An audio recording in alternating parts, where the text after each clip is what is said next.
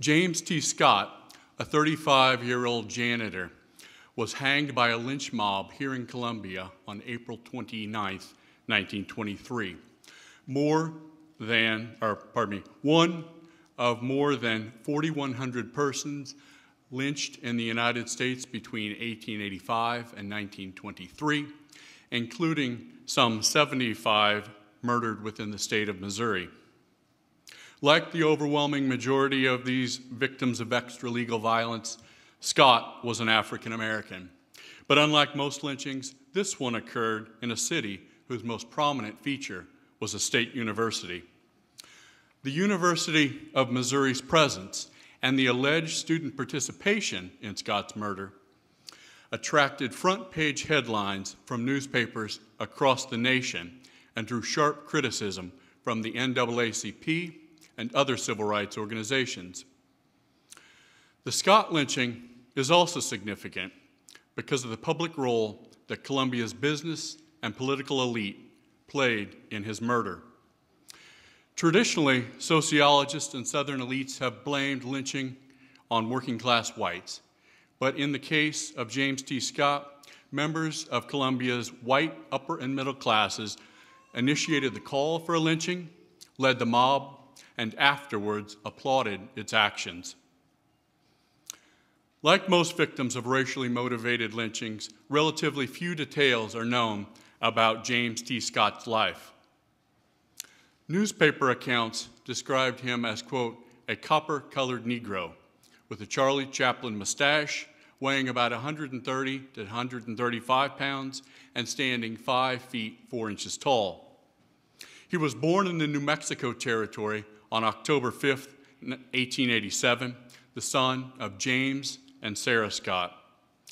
A longtime resident of Chicago, he had served overseas with the 8th Illinois Infantry of the United States Army during World War I and had been decorated for valor. Sometime around 1919, Scott settled in Columbia, which then claimed a population of nearly 10,400 residents. 2 years later, he married Gertrude Carter, a 24-year-old local school teacher who taught a combined first and second grade at the segregated Frederick Douglass School. Their wedding took place right here in this church, where both he and his wife were members. The couple resided in a home they rented on North 3rd Street in a black middle-class neighborhood 2 blocks from Douglass School. James T. Scott was the father of 3 children from a previous marriage, and he was employed as a janitor at the medical building on the University of Missouri campus. Compared to others in Columbia's African American community, Scott was relatively well paid. His position as a janitor provided year-round work that paid $65 a month, enough for him to be able to purchase a second-hand Hupmobile car for almost $600 at a time when most African Americans did not own cars, and in fact, many working-class whites did not either. As a newcomer with a good job, who was married to a school teacher and who owned a car, James T. Scott undoubtedly was a highly visible member of Columbia's African American community, which at that time comprised about 19% of the city's residents. At the time of his murder, Scott was being held without bond in the Boone County Jail, charged with raping a 14-year-old white girl, the daughter of a German professor at the University of Missouri. A tense, racially charged atmosphere had gripped Columbia since Friday, April 20th, when an unidentified black man had attacked Regina Almstead in a wooded area near Stewart Bridge, an automobile and pedestrian overpass now long since torn down that was located near the intersection of what is today Providence and Stewart Roads. According to the girl, the daughter of German professor Herman B. Almstead, an unfamiliar black man had lured her down to the MKT railroad tracks below Stewart Bridge and assaulted her in the nearby woods around 3:30 p.m. that day. The stranger reportedly struck her several times in the face, choked her with his belt, gagged her, and threatened to kill her. Although newspaper reports claimed that Regina's attacker had been scared off before a sexual assault could be committed, Professor Olmsted later revealed to the prosecuting attorney that his daughter had, in fact, been raped. The Columbia Police Force and the Boone County Sheriff's Department conducted an intensive manhunt for the assailant, and one of the suspects rounded up in their dragnet was James T. Scott, who was arrested on Saturday, April 21st, the day after the attack. Scott adamantly denied any part in the crime and maintained that on the day of the attack, he had worked at the medical building all afternoon, cleaning and polishing floors and stairs. 2 credible witnesses saw Scott in the building at 3 p.m. and again at 5 p.m., but no one saw him during the intervening 2 hours. On Friday, April 27th, 1 week after the attack, authorities located an unidentified witness who claimed to have seen Scott at around 4:15 p.m. that afternoon, on the afternoon of the attack, near 4th and Walnut Streets in downtown Columbia. The next morning, on Saturday, April 28th, with his alibi now called into question, authorities officially charged James T. Scott with the rape of Regina Olmsted. Scott's white attorney, Emmett Anderson, entered a plea of not guilty for his client, and Judge Henry Collier set Scott's trial date for May 21st, just a few weeks away, and ordered him held without bond in the Boone County Jail. That afternoon, Columbia's most influential newspaper, the Daily Tribune, reported that Regina Olmsted had, quote, positively identified James T. Scott as her assailant. It is generally believed, the newspaper asserted, that Scott is guilty of the crime, and Miss Olmsted's identification makes certain now that he is the man that attacked her. In an inflammatory editorial that ran in the very same edition, the Tribune's owner and editor, Ed Watson, aggressively challenged all white men to assume their roles as champions of womanhood and mete out, quote-unquote, swift justice to Scott and to 2 other jailed black men, Ollie Watson and J.D. Scott, who had been charged with raping 2 black schoolgirls. Columbia has the distinction of having in jail 3 rapists, Ed Watson wrote. These brutes and super criminals should be dealt swift justice by the courts, of course. A man-killer is a mild-mannered and desirable citizen compared with a despoiler and ravisher of innocent girlhood. This trio should feel the halter draw in vindication of the law. Less than 8 hours after this edition of the Tribune hit the streets, white Columbia residents responded to Watson's veiled call for summary justice. At 10 o'clock that night, a mob of 50 unmasked men gathered at the corner of 8th and Walnut Streets on the courthouse square, and then, some 45 minutes later, approached Sheriff Fred Brown and Deputy Wilson C. Hall, the only officers on duty at the jail that night, and demanded the keys to Scott's cell.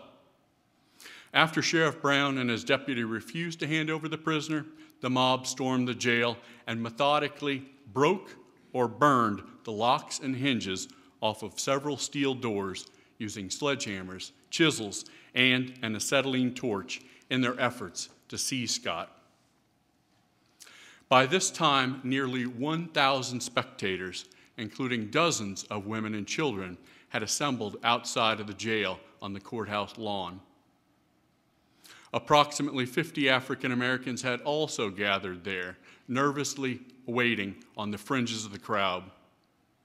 Shaking his head in disbelief, one black man was heard to remark, "I never thought this could happen in Columbia."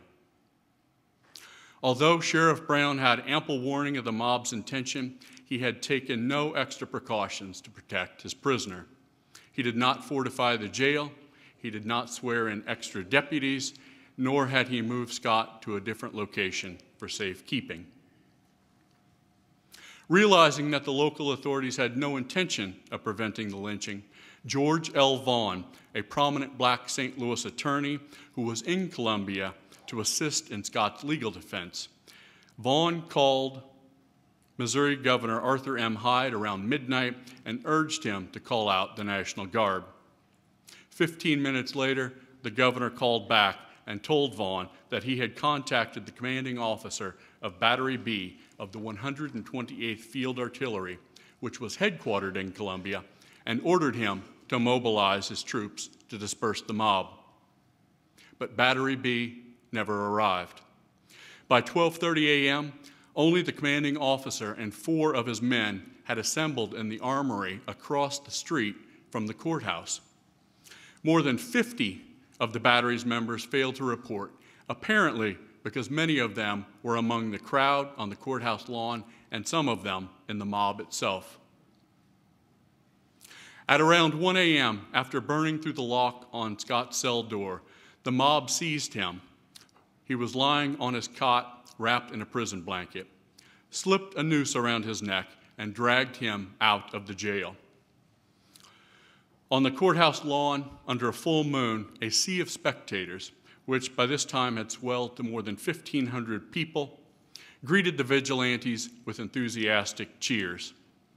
Meanwhile, Sheriff Fred Brown, prosecuting attorney Ruby Hewlin, and Judge Henry Collier attempted to dissuade the mob. "Men, do not kill him now," the judge pleaded. "I will promise you a swift trial and swift justice if he is convicted." The crowd answered the officials' pleas for Scott's life with shouts, "Take him to Stewart Bridge, hang him." With its victim in tow, the mob set off through downtown Columbia, past the university campus, toward Stewart Bridge, near the site of Regina Almstead's attack. When it finally reached its destination some 15 or 20 minutes later, the mob rushed Scott to the railing on the south side of the bridge, only to discover that the rope around his neck was about 10 feet long, too short for its intended purpose. While the crowd impatiently waited for someone to bring another rope, Professor Herman B. Almstead arrived from his home and attempted to reason with the mob. "I am the father of the girl," he declared. "As an American citizen, I plead with you to let the law take its course with this man." But members of the antagonized throng howled him down. "Shut up," they shouted, "or we'll lynch you too." Then a large, powerfully built man with a long rope pushed his way through the crowd, hurriedly tied one end of the rope to the bridge railing, and slipped a noose over Scott's neck.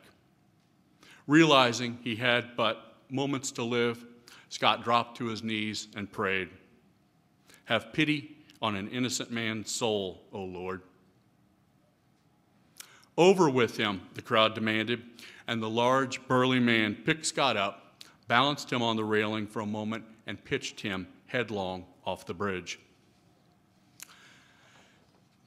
Scott's body plunged down into the darkness, crashing through the branches of a small tree as the ecstatic crowd shrieked with approval. As the rope jerked taut, Scott's neck snapped audibly with a sickening pop. 2,000 spectators, including some 200 university students, witnessed the mob hang Scott from Stewart Bridge at 1:40 a.m. on that Sunday morning, April 29, 1923, within sight of the dome of Jesse Hall, the university's administrative building. Scott had maintained his innocence to the very end. James T. Scott's lynching received widespread coverage in newspapers across Missouri and the nation, and the newspaper reports of this shocking episode badly tarnished the reputations of both Columbia and the University of Missouri. The New York Times headlined its front page story, "Missouri students see Negro lynched. Co-eds join with crowd which cheers the storming of the Columbia jail." while the Chicago Tribune captioned its account, "College Town Mob Kills Negro. Missouri U students join in lynching." The St. Louis Globe-Democrat observed that Scott's murder proved, quote, "a deeper stain upon the honor of Missouri because the scene was a center of education of the state, where its university is located, where learning and enlightenment might be supposed to have a humane and steadying influence upon the whole community." But the most damning condemnations came from the African American press. The Chicago Defender, for example, published its front page account under the headline, "College Students Lead Missouri Lynch Mob." And an outraged W.E.B. Du Bois, editor of the NAACP's Crisis magazine, penned a sarcastic editorial titled, "A University Course in Lynching." "We are glad to note," Du Bois wrote, "that the University of Missouri has opened a course in applied lynching. Many of our American universities have long defended the institution, but they have not been frank or brave enough, actually, to arrange a mob murder so the students could see it in detail. We are glad that the future fathers and mothers of the West saw this lynching, and we are expecting great results from this course of study at one of the most eminent of our state universities." Although members of lynch mobs were rarely punished for their crimes, widespread negative publicity combined with mounting outside pressure from national and state civil rights organizations compelled Boone County authorities to prosecute Scott's murders.